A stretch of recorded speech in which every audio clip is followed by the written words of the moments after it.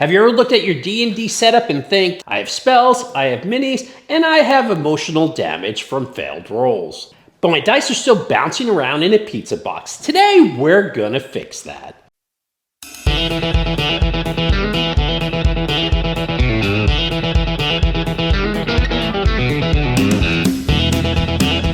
I'm Brian DeLuca and this is MakerBuild It, and today I'm showing you how to make a custom dice tower using AI and a little bit of design software. Yep, we're going to use AI to design an image, and our concept is Bag End from The Hobbit, since we've recently been on this huge Hobbit kick. And then I'm going to show you how to take that two-dimensional image and create a 3D model from it, also using AI.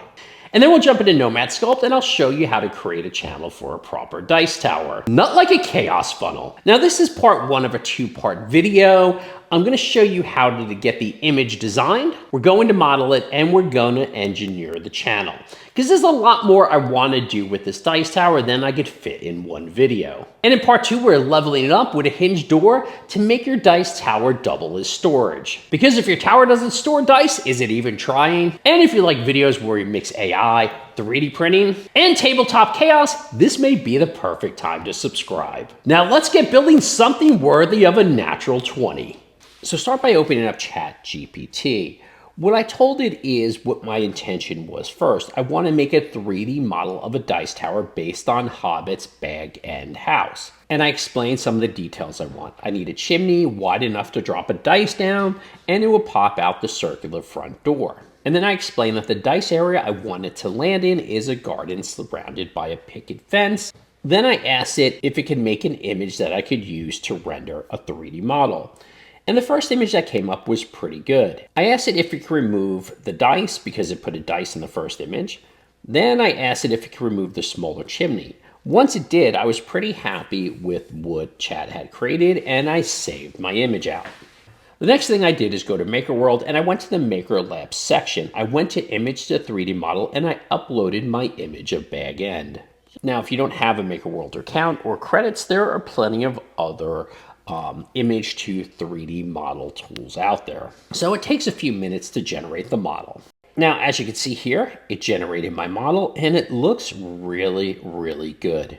I'm really happy with the way this turned out. And once I'm done with that, I just give it my printer's parameters. I'm using an X1C with a 4mm nozzle to print.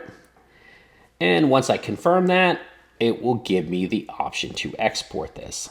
Then I just export my model, and what's great is it gives three options. An STL, which is just a singular color, and 3MF, which is sort of a downgraded color version, less colors to it, and a GLB, which is the full color version that ChatGPT had rendered. And I'm just going to download all three files for now. Once I'm done with that, I'm going to import my file into Nomad Sculpt. Now you could use any 3D modeling software you want for this. You could use Blender. If you want something that's free, you could use Nomad Sculpt. There's plenty of 3D modeling software out there you could use. Now you could do this in two ways. You could either use two cylinders and make it sort of like a hard angle turn, or my preferred way is doing it as a tube and then lining the tube up with the chimney hole and the front door.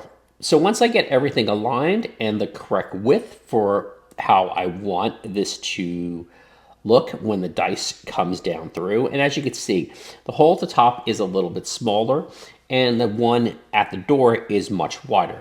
Now, like I said, there's going to be a part two and we're going to make a hinged door. So that's part of the reason why we're doing this. If you wanted, it could only be a fraction of the door if that worked better for you. Once we get everything lined up and we're happy with how it looks, we're going to select our tube, we're going to make it invisible. Now we're going to select our model and we're going to do a voxel remesh. So what I recommend on the voxel remesh is to move the resolution up to about 500. And this will preserve some of the detail in there that your printer should be able to print nicely. Once we voxel remesh it, you'll see the channel for the dice is completely cut away. Now I wouldn't worry about the white in there. Because one, we're going to add a door, and two, when we bring it into our slicer software, we can change that color because as you can see here, this would be printing with like probably 30 colors almost. and we're ready to export our model. But we are not printing the model during this video.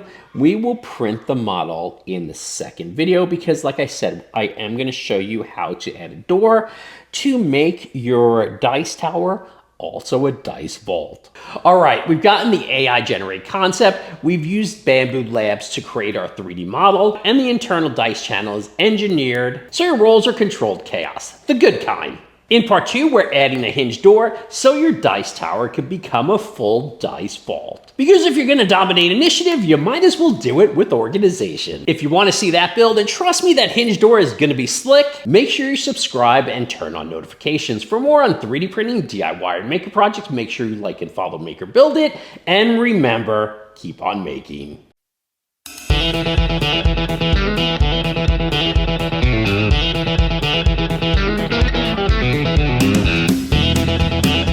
Oh, and remember, dice don't control your fate, makers do. I'll see you in part 2. So stay creative.